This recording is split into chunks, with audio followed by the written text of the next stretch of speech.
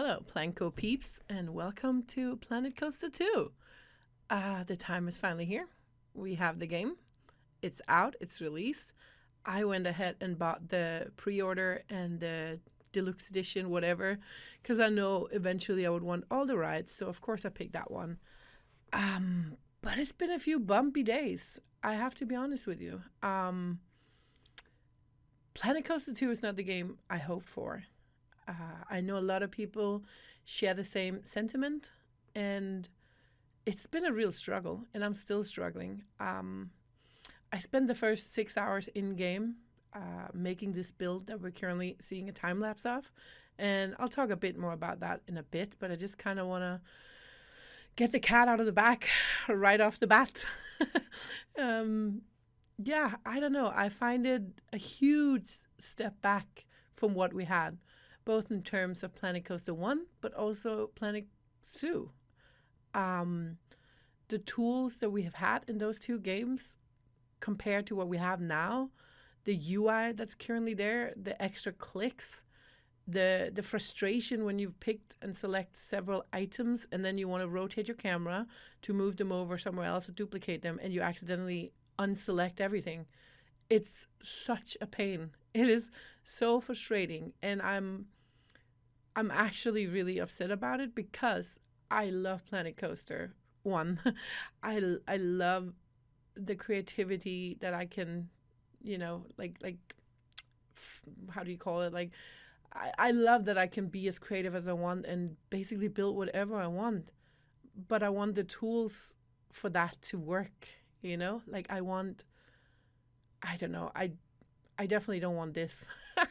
That's for sure. It was a real pain building this, and obviously a lot of the building techniques are the same, the duplicate and everything. And I do like the scaling, the scale tool, like being able to size it up and down, as you see me doing here on the roof. I do like that. It's cool, but there are so many core features and core mechanics, if you can call it that, that's just lacking and missing, and it's making me super frustrated and super sad because I see all of my friends and all the people that I've known for, 8 years that have stuck with Planet Coaster 1 for this whole entire lifespan. I see them all creating these amazing creations, and I'm just over here wondering, how the hell are they doing that? Because I can barely make a path and barely make a house. So yeah, it's really frustrating. I have so many ideas. I have so much inspiration that I want to, build, and just because the game looks fantastic, it does. I do think it's a bit oversaturated. It looks a bit plasticky, many of the items, and maybe it's because it's so brand new, but I think compared to Planet Zoo, the game looks very different. And I feel like the novelty of all these new cool items, because there's many amazing scenery pieces. There's also a lot of pieces that I'm currently lacking to to measure up to Planet Coaster 1, but that also had several DLCs, so I get it. But the tools, it's fine that I have the Legos, but if the Legos are missing studs, as you call them, or have missing holes so you cannot connect the tools or the Legos properly, then you get really frustrated. And that's currently where I'm at. And I opened the game again today to try and build something, and I just wanted to make a path going downwards. And I couldn't, I simply couldn't get it to do it. I don't know what the trick is. Like, it didn't want to go downwards, and it just made it awful paths with little knobs and little corners, and I couldn't make it work. And it's so frustrating because it legit makes me sad because I want to love this game so much. I want it to be the follow-up, the sequel to the amazing game that I've loved for 8 years and spent so many hours in. And then to have this, it's so frustrating to me. I'm not going to go into all the details and all the things that's wrong with the game currently, because there's a lot. And for me, the biggest is actually Well, the path tool is annoying. The terrain tool is annoying. I was hoping it would work a lot like the one in Planet Zoo, which I think was really great. The scale tool, amazing, but the UI and the selecting of pieces and grouping pieces together and confirming selections, like it screams console. And that's just disappointing for a game that cost me €70 that I have to deal with this, honestly. But like I said, I spent the first 6 hours just building something, try and get, some muscle memory with learning how to do things in a completely different way. And I get that. That's okay that we have to do that, but it's just frustrating. So I built this house just to get a little feel of the pieces and to try out the different foliage, because I'm mostly excited about foliage, as you guys know. What you see me building here is my own picket fence, because there's not an actual picket fence in the game. And I wanted to have those spikes on top, and I spent so long trying to find a piece that would work that was small enough, and I ended up having to use a letter, one of those new signs where you can just type in something and it's floating in the air, and you can put it against any texture you want, which is really cool. I love that. You see me doing it here, right here. The problem with this is, of course, there's a gap between them, so it's only for looks, really. It's only like it's only to give the illusions when you're far away, because if you look up close, it's gonna be, there's not really any spike at the end of the wood, but it is what it is. I went ahead and uploaded that to the workshop, which leads me to my next issue. The workshop, it works fine. It's great when it works. It seems like their server capacity is really low, because it's super laggy and it takes forever to load, for me at least. That's my experience. But I feel like now I've talked 7 minutes about how I'm really angry at the game. Well, I'm not angry. Frustrated is the word. And really upset, because I really want to like the game. And I keep struggling with it. So that really, it makes me sad, because I see everyone else enjoying it and I'm over here not enjoying it. And that just sucks so much. It makes me so sad. But like I mentioned, this building is basically just a small house. I just wanted to test out some of the new pieces and build a little garden to see what kind of foliage options do we have. And with the scaling, it's really powerful. Like the foliage, and knowing that for the next DLC packs that will come, we'll get more foliage, that just makes me super excited. If I can learn to live with the UI and the controls and the stupid path tool. I'm sorry, I really need to stop moaning about it. I know.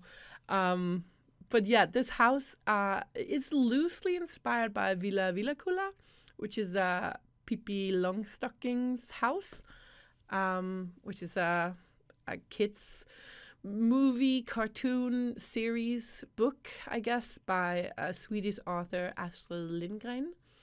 And Pippi has this, is she called Pippi in English? I don't know. Pippi Longstockings? Maybe she's called something else. I know the Longstockings, but at least she has this really cool house. It's way bigger than this, but it uses these 3 colors, which is pink and yellow and green. And then with some, hints of white here and there. So I kind of took my color palette inspiration from that house. And I just wanted it to be this cute little fairy tale house. I don't see a lot of people being able to use it in your parks. If you can, go for it.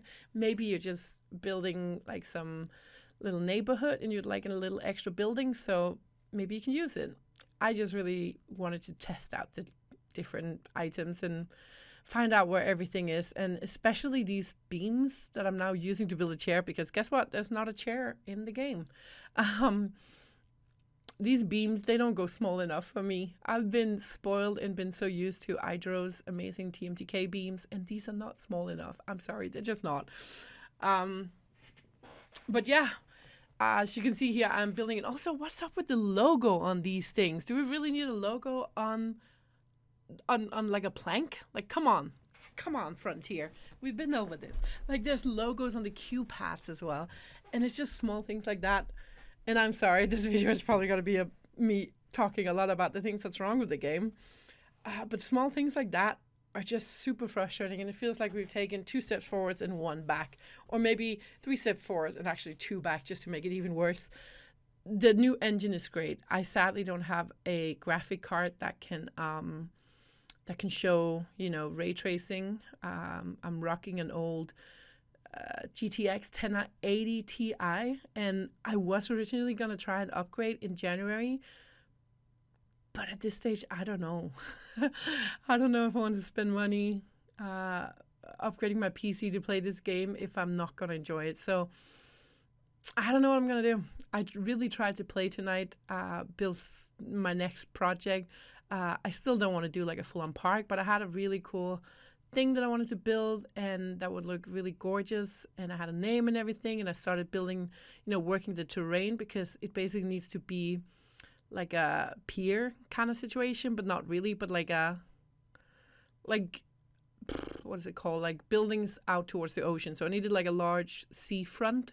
And I could do that. I could make like a large pool of water. That's fine. But when I had to add the path next to it and going down towards the water, and it's just frustrating.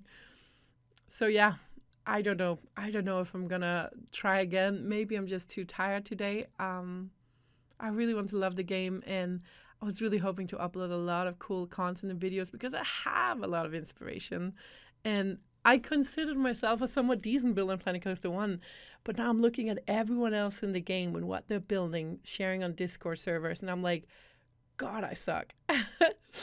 So I don't know. Mike over from the Bro Coaster guys, he said that you shouldn't upload, like people shouldn't rush to upload videos.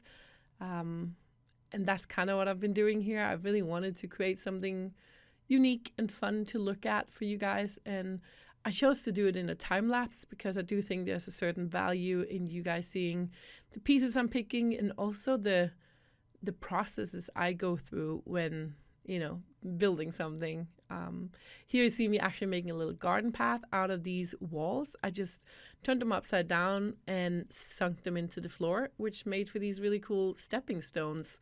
I had tried to use a path, but the 2-meter path method is really hard to do at this stage. And yeah, this is just a scenery piece. It's not functional or anything. So I went for these cool stepping stones.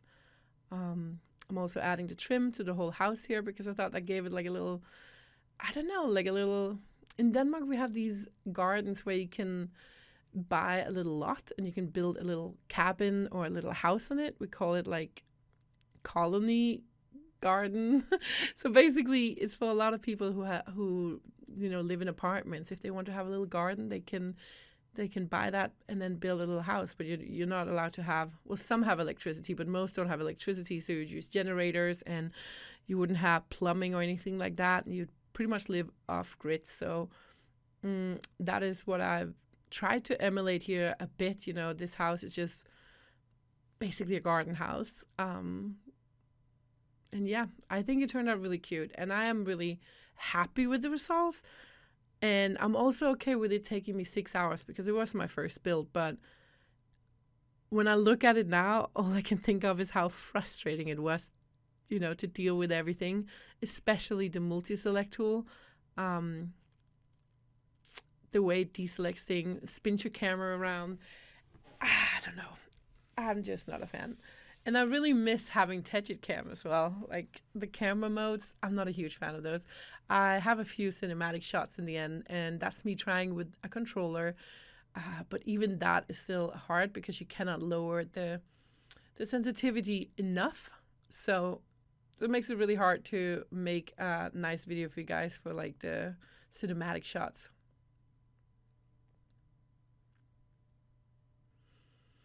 Now, if I could give you guys one tip in the game, it would be to play around with all the pieces, use them for something that's not, necessarily what they're intended for. I'm using a cloth here as something, I'm not even sure if it's an awning piece or what it is, but I'm using it as like a piece of cloth that you have up on a laundry line. And I tried to do the same here with some flags, but they don't have the right texture, I think. I really wanted like a flagpole in the garden with maybe like a Swedish flag on it. I'm Danish, by the way, but just to tie a knot into the whole, like tie it into the whole Pippi Longstockings theme. but it is what it is. I know we'll get more amazing pieces, because that's one thing Frontier's always done, is make DLCs that gives you lots of great scenery pieces, and especially in Planet Coaster. If you're coming from Planet Coaster Zoo, I was about to say, if you're coming from Planet Zoo, you might be, used to getting lots of animals in each pack. Well, in Planet Coaster, we get rides and coasters and lots of scenery pieces and themes.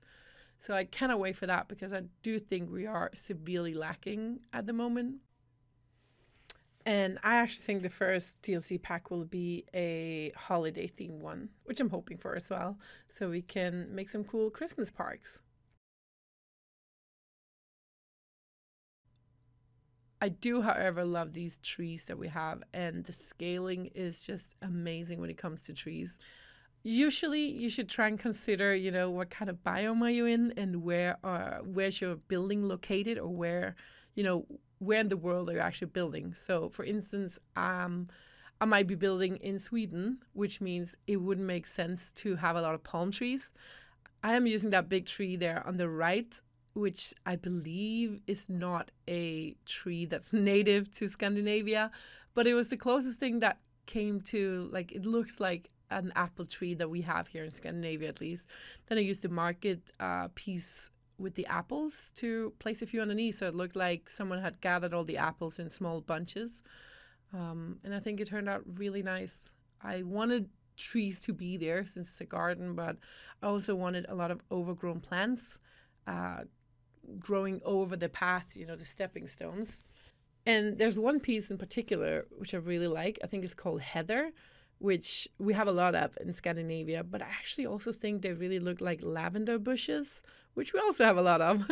And lavender bushes in gardens always tend to like overflow and grow into the paths, and I really like the look of those.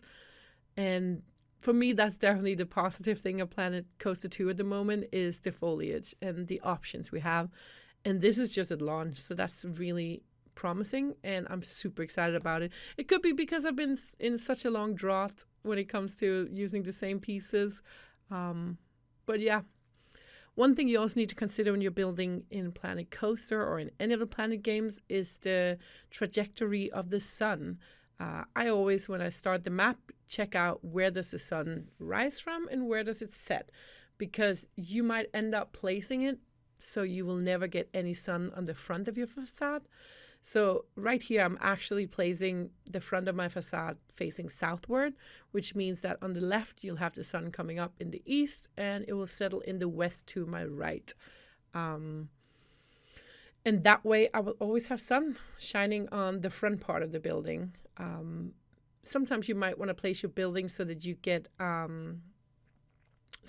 the sun in the morning shining straight at the front, but that will mean that when at nighttime you will not have any sun on your front of the facade, but you'll have it at the back. So just consider making that choice and that decision right off the bat, because it kind of sucks once you've done some terrain work or paths that you might have to relocate everything. And that ties into the next thing I want to tell you about, or, well, give you a tip, I'd rather say, is that consider how much sun, plants underneath trees will get. So over under the large apple tree, I have not placed any flowers, because there will not, flowers wouldn't really grow there because there's so much shade from the tree throughout the whole day. So that's just something, if you want to add that little bit of realism, consider if your plants will actually get a lot of sun. So especially ferns will thrive with very little sun, and also the moist ground that's typically underneath larger trees, because, if it's rained and so on, there wouldn't be a lot of sun to dry up the ground and the soil. So these are just things that I think you can consider if you just want to, make it a bit more realistic.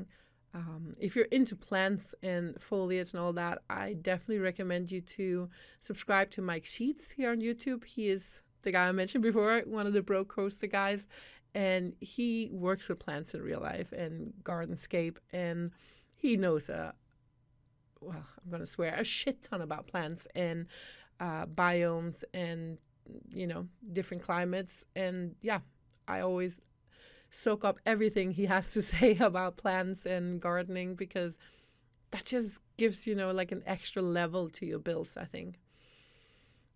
Here, the backside of the little cabin or house, I just wanted to make it like a little cute garden that you can take a stroll through in the morning, and then a little bench. Ooh, another thing, we don't have a lot of bench options, but actually, if you go underneath picnic tables, you will find that cute little wooden bench that I placed down, because we don't really have a lot of generic, simple, but also cute fairy tale benches, like fairy tale themed benches. But then I went into the picnic tables and I actually found that, you know, the bench that's meant to be next to her table, I guess. So consider using that one. But yeah, I had this idea that whoever lived here would take a little, you know, stroll in the garden, and I just wanted it to be cute. So I'm also putting up a few fairy string lights and a little lamp here at the back, and also some wall decorations. And with that, we're actually coming to the end of the video. I put up this building on the workshop, and I will add the link in the description below. If you guys have any comments for me, if any tips, or, you know, some motivation for me to try and plow on and learn all these tools and not be frustrated, please leave them below. As always, all your comments and likes, they're really appreciated. And I hope you like this little building and might want to check it out for yourself on the workshop. And yeah, until next time, hopefully it's going to be another Planet Coaster 2 video, but I won't make any promises. But take care, guys. Bye.